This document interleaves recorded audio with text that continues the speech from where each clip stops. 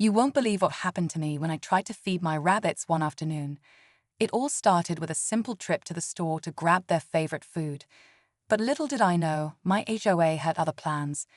Enter the so-called HOA Karen, the self-appointed rule enforcer who's always looking for something to complain about.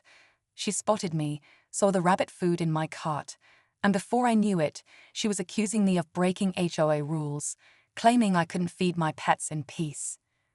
I wasn't about to let her push me around, so I did what any person with a bit of spirit would do. I decided to let my buck, the most protective rabbit in the bunch, guard the hutch. The next time she came around, it wasn't just me she had to deal with. It was my rabbit who wasn't backing down. Let's just say things got a little more intense than I ever expected. But here's where it gets interesting. This wasn't just a random encounter. The tension between us was building, and what happened next took me completely by surprise. Did she back off?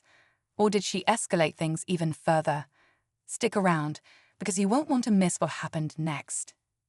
To understand why this situation was so intense, I have to take you back a bit. My neighborhood is the kind where everyone thinks they know everyone else's business. The HOA isn't just about keeping the lawn trimmed or making sure the trash cans are tucked away. It's become a battleground for petty power trips.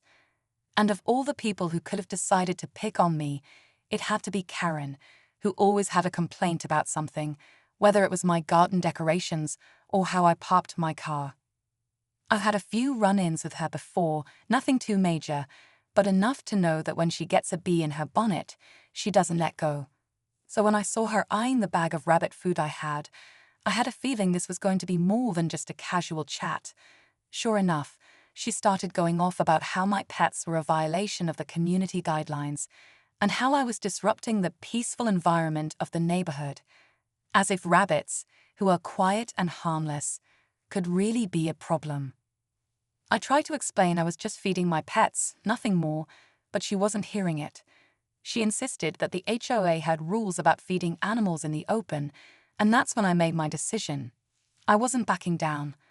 I told her that if she had a problem, maybe she should talk to my rabbit first. The look on Karen's face was priceless when I mentioned my rabbit. I knew she thought I was joking, but I wasn't. I walked right past her towards the hutch, where my buck was waiting, his little ears twitching, clearly aware something was off. His name's Thor, and despite his size, he's got a very specific job. He's more than just a pet. He's the protector of his territory. It sounds silly, but I've never seen any of my rabbits act like he does. He'll thump his feet when someone approaches, especially if they're not part of his circle. It's like he's a miniature guard dog. Karen wasn't backing down either. She stood there with her arms crossed, tapping her foot, clearly annoyed that I wasn't taking her seriously. I told her in no uncertain terms that I wasn't breaking any rules and that my pets were well within their rights to be there. But Karen just kept pushing, and that's when I realized she wasn't just complaining for the sake of complaining. There was something more behind her anger. It's like she had something personal against me, like my rabbits were the last straw in a long line of grievances she'd been storing up. But why? I had always kept to myself, never made trouble. The more I thought about it, the more I realized there had to be some deeper issue, one that wasn't just about the rabbits. But what was it?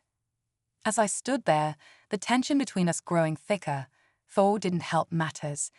He was pacing around the hutch now, his little nose twitching, ready to jump into action if things got any more heated. I could feel the air getting thick with hostility. This wasn't just a disagreement over pets, it was something much bigger. And Karen wasn't about to let go of this fight anytime soon. The silence between Karen and me stretched out like an unbearable pause, the kind you feel in your chest before something big happens. Thor, still circling his hutch, was now standing up on his hind legs, his ears fully perked. I could tell something was about to snap. I hadn't seen him like this before. He looked almost ready for a fight. It was like he could sense the escalating tension. Karen, on the other hand, was fuming, her face redder by the second as she watched me stand there, unmoving. The longer she stared, the more I could feel her frustration bubbling over, her hands tightly gripping the sides of her purse like she was ready to lash out. "Do you really want to test me?" she snapped, her voice sharp, louder now. "You think I'm going to let your animals run wild without consequences?" I didn't flinch. I just stared back at her, trying to read her. Was this really about the rabbits? Or was it something deeper? But before I could say anything, Thor did something I didn't expect. He thumped his feet, hard, shaking the ground beneath us. I could hear it echoing in the quiet yard, loud and demanding. It was as if he was trying to make sure everyone knew he wasn't backing down either. Karen's eyes widened, and for a split second, I saw a flicker of fear cross her face. It wasn't just about rules or animals anymore. It was about power, control, and who was willing to stand their ground. I could feel the conflict coming to a boiling point, and I had no idea how it was going to end. Would she leave in defeat, or would things spiral out of control?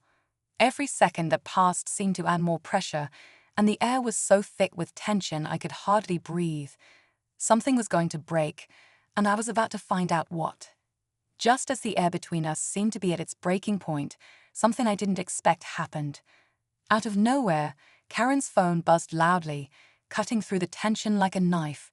She quickly glanced down, her eyes narrowing as she read whatever message had come through. Her body stiffened, and for a brief moment, I thought I saw something flash in her eyes, a mix of anger and fear. Was it more than just about me and my rabbits? Had something else happened? Karen quickly typed something back on her phone, her fingers moving faster than I'd ever seen. She was no longer focused on me, but I could feel her energy shift, like she was plotting something, a new angle to gain control. And that's when I heard a car engine in the distance. It was faint at first, but it grew louder, closer. My stomach dropped. Karen looked up, her expression changing, as if she were expecting someone. "You think you can just have your way in this neighborhood," she sneered. "You're going to wish you never started this, I promise you." Before I could respond, the car pulled into the driveway next door, one I hadn't seen in months. A man got out, tall, dressed in a suit, his face hidden behind dark sunglasses. Something about the way he walked, the confidence in his step, made my heart race. Was he part of the HOA? Did he have the power to back up Karen's threats? I glanced at Thor, who was still on alert, his fur bristling. He seemed to sense the new arrival too, but I didn't know whether to feel reassured or more worried. This man's presence wasn't a coincidence. Things were escalating, and I was starting to feel like I was in way deeper than just a simple neighborhood disagreement. The stakes had just gone higher, and I had no idea what would happen next. The man in the suit walked toward us with purpose, and Karen's expression twisted into something unrecognizable, almost relieved, like she was finally getting backup. I stood there, feeling a knot tighten in my stomach. This was it. Whatever had been brewing was about to reach its peak, and I wasn't sure I was prepared for the fallout. "Everything all right here?" the man asked, his voice calm, too calm. His sunglasses made him look almost cold, detached. Karen quickly walked up to him, whispering something in his ear, probably trying to explain the situation. I could see the way she was leaning on him for support, her hands trembling ever so slightly. Was this her partner? Someone from the HOA board? Or maybe something more? Someone with real power? I didn't have time to think it through because just then, Thor thumped again, louder this time, as if to challenge the stranger's presence. The tension in the air was thick, almost suffocating. The man's eyes flicked to Thor, and for a second, I could have sworn he flinched. "You've got a strong animal there," he said, though I could tell it wasn't a compliment. "But we're not here to discuss pets." Karen nodded sharply, but before I could ask what that meant, the man turned to me. "You need to understand something," he said, his voice low and serious. "Karen's not just some busybody. She's part of the HOA's enforcement team. And you've been flagged for more than just rabbit food. This is about a bigger issue." I felt a cold shiver run down my spine. A bigger issue. What the hell was he talking about?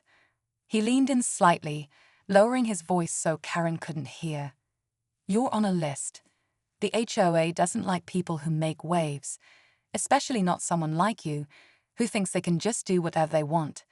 You'll get a warning, but trust me, they won't stop until they've broken you.